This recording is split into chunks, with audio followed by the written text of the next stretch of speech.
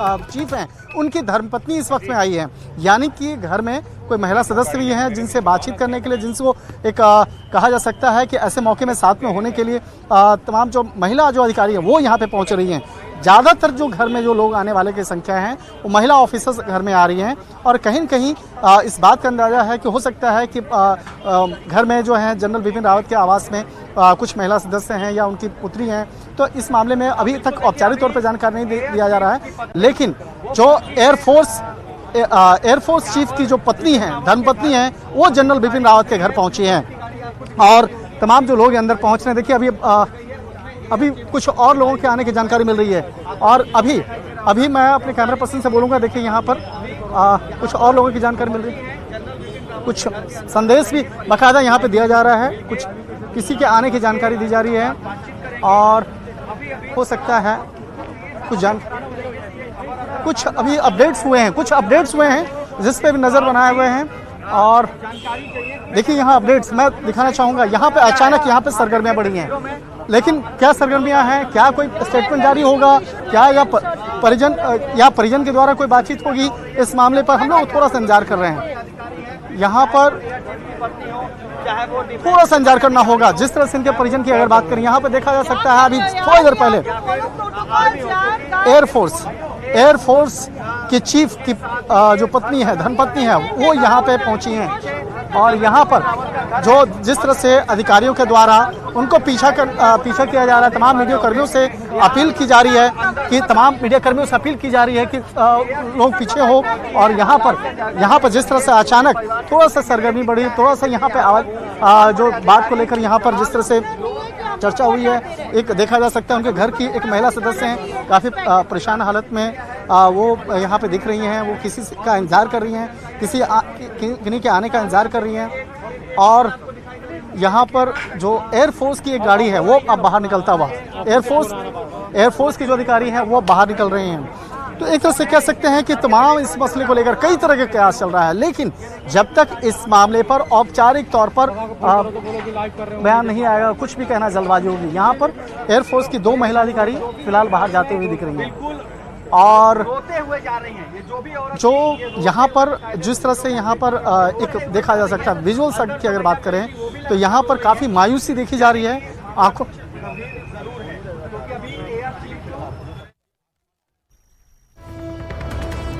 सो बिपिन रावत के घर के बाहर दी असीं तुहानूं लगातार तस्वीरां विखा रहे हैं, जिथे कि गृह मंत्री जिथे कि रक्षा मंत्री राजनाथ सिंह पहुंचे हुए ने।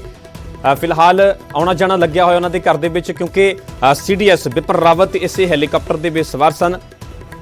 CDS का हैलीकॉप्टर जिहड़ा कि तमिलनाडु के कनूर के विच क्रैश होया। हुण तक की ताज़ा अपडेट की गल की जाए तो पहला राजनाथ सिंह CDS के घर पहुंचे सन, जिहड़े कि उत्थों हुण जा चुके हैं। तो हो सकता है थोड़ी देर के विच राजनाथ सिंह के वल्लों अधिकारिक कोई पुष्टि भी की जाए, कोई बयान भी जारी किया जाए। पर हुण तक की जिहड़ी अपडेट है कि 11 लोगों की इस दर्दनाक हादसे के विच मौत हो चुकी है।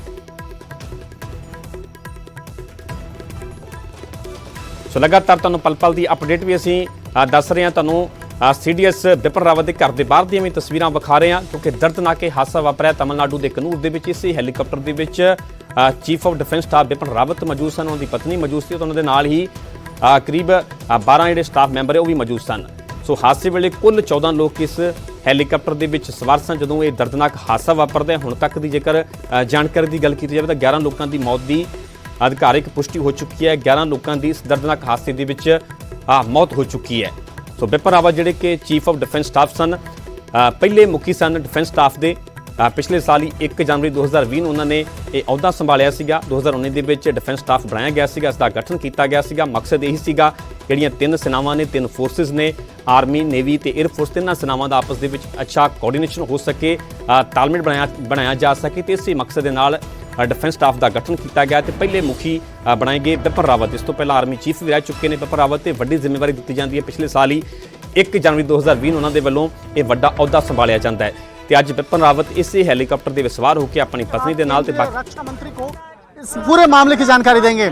इस वक्त में आर्मी चीफ पहुंचे हैं रक्षा साउथ ब्लॉक में और वहां पहुंच करके किस तरह से पूरा मामला था, किस तरह से जो दुर्घटना हुई और इससे संबंधित जो एक आर्मी चीफ होने के नाते वो तमाम औपचारिकताओं को निभाते हुए इस मामले पर औपचारिक तौर पर तमाम इनपुट्स को बाकायदा और केंद्रीय रक्षा मंत्री के साथ में शेयर करेंगे। तो एक तरह से कहा जा सकता है कि इस वक्त में जिस तरह से हमने थोड़ी देर पहले एक अपडेट दिया था कि रक्षा मंत्री यहां से निकलने के बाद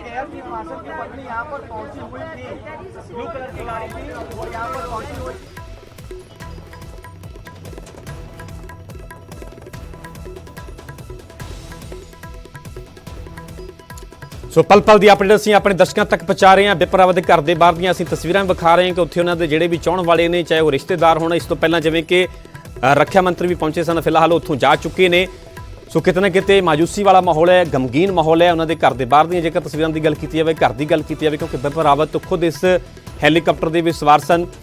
ਹੁਣ ਤੱਕ ਦੀ ਜੇਕਰ ਜਾਣਕਾਰੀ ਦੀ ਗੱਲ ਕੀਤੀ ਜਾਵੇ ਤਾਂ 11 ਲੋਕਾਂ ਦੀ ਮੌਤ ਦੀ ਪੁਸ਼ਟੀ ਹੋ ਚੁੱਕੀ ਹੈ ਤੇ ਇਸ ਹੈਲੀਕਾਪਟਰ ਦੇ ਵਿੱਚ ਬਿਪਨ ਰਾਵਤ ਦੇ ਨਾਲ ਉਹਨਾਂ ਦੀ ਪਤਨੀ ਵੀ ਮੌਜੂਦ ਸਨ, ਸਵਾਰ ਸਨ, ਜਿਹੜੇ ਕਿ ਤਮਿਲਨਾਡੂ ਦੇ ਕਨੂਰ ਦੇ ਵਿੱਚ ਇੱਕ ਲੈਕਚਰ ਦੇ ਲਈ ਜਾ ਰਹੇ ਸਨ ਤੇ ਰਸਤੇ ਦੇ ਵਿੱਚ ਹੀ ਹੈਲੀਕਾਪਟਰ ਕ੍ਰੈਸ਼ ਹੋ ਜਾਂਦਾ ਹੈ। ਦਰਦਨਾਕ ਹਾਦਸਾ ਵਾਪਰਦਾ ਹੈ ਤਮਿਲਨਾਡੂ ਦੇ ਕਨੂਰ ਦੇ ਵਿੱਚ ਤੇ ਹੁਣ ਤੱਕ ਇਸ ਦਰਦਨਾਕ ਹਾਦਸੇ ਦੇ ਵਿੱਚ 11 ਲੋਕਾਂ ਦੀ ਮੌਤ ਦੀ ਪੁਸ਼ਟੀ ਹੋ ਚੁੱਕੀ ਹੈ।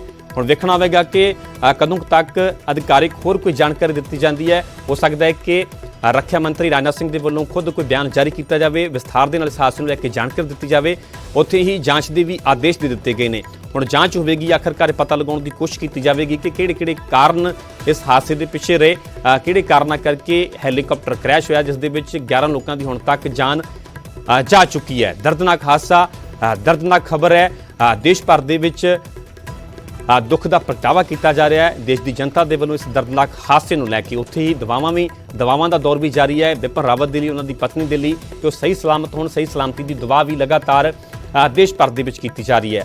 ਹੌਲੀ ਹੌਲੀ ਸਥਿਤੀ ਸਾਫ਼ ਹੋ ਰਹੀ ਹੈ। ਹੁਣ ਤੱਕ ਦੀ ਜੇਕਰ ਜਾਣਕਾਰੀ ਦੀ ਗੱਲ ਕੀਤੀ ਜਾਵੇ ਤਾਂ 11 ਲੋਕਾਂ ਦੀ ਮੌਤ ਦੀ ਪੁਸ਼ਟੀ ਹੋ ਚੁੱਕੀ ਹੈ। 14 ਲੋਕ ਕੁੱਲ ਇਸ ਹੈਲੀਕਾਪਟਰ ਦੇ ਵਿੱਚ ਸਵਾਰ ਸਨ ਜਦੋਂ ਇਹ ਦਰਦਨਾਕ ਹਾਦਸਾ ਵਾਪਰਦਾ ਹੈ। ਇਸੇ ਹੈਲੀਕਾਪਟਰ ਦੇ ਵਿੱਚ ਸਵਾਰ ਸਨ chief of defence staff Bipin Rawat ਤੇ ਉਹਨਾਂ ਦੀ ਧਰਮ ਪਤਨੀ, ਜਿਹੜੇ ਕਿ ਤਮਿਲਨਾਡੂ ਦੇ ਵਿੱਚ ਇੱਕ ਲੈਕਚਰ ਦੇ ਲਈ ਜਾ ਰਹੇ ਸਨ ਤੇ ਤਮਿਲਨਾਡੂ ਦੇ ਕਨੂਰ ਦੇ ਵਿੱਚ ਇਹ ਦਰਦਨਾਕ ਹਾਦਸਾ ਵਾਪਰਦਾ ਤੇ ਇਸੇ ਹਾਦਸੇ ਦੇ ਵਿੱਚ 11 ਲੋਕਾਂ ਦੀ ਜਾਨ ਚਲੀ ਜਾਂਦੀ ਹੈ। ਉੱਥੇ ਹਾਦਸੇ ਤੇ ਕੋਰਟ ਆਫ ਇਨਕੁਆਇਰੀ ਦਾ ਵੀ ਗਠਨ ਕਰ ਦਿੱਤਾ ਗਿਆ ਹੈ। ਜਾਂਚ ਦੇ ਆਦੇਸ਼ ਦੇ ਦਿੱਤੇ ਗਏ ਨੇ ਤੇ ਜਾਂਚ ਦੇ ਜ਼ਰੀਏ ਹੀ ਪਤਾ ਲਗਾਉਣ ਦੀ ਕੋਸ਼ਿਸ਼ ਕੀਤੀ ਜਾਵੇਗੀ ਕਿ ਕਾਰਨ ਕਿਹੜੇ ਰਹੇ, ਕਿਹੜੇ ਕਾਰਨਾਂ ਕਰਕੇ ਇਹ ਦਰਦਨਾਕ ਹਾਦਸਾ ਵਾਪਰਿਆ ਜਿਸ ਕਾਰਨ 11 ਲੋਕਾਂ ਦੀ ਇਸ ਹਾਦਸੇ ਦੇ ਵਿੱਚ ਜਾਨ ਚਲੀ ਗਈ।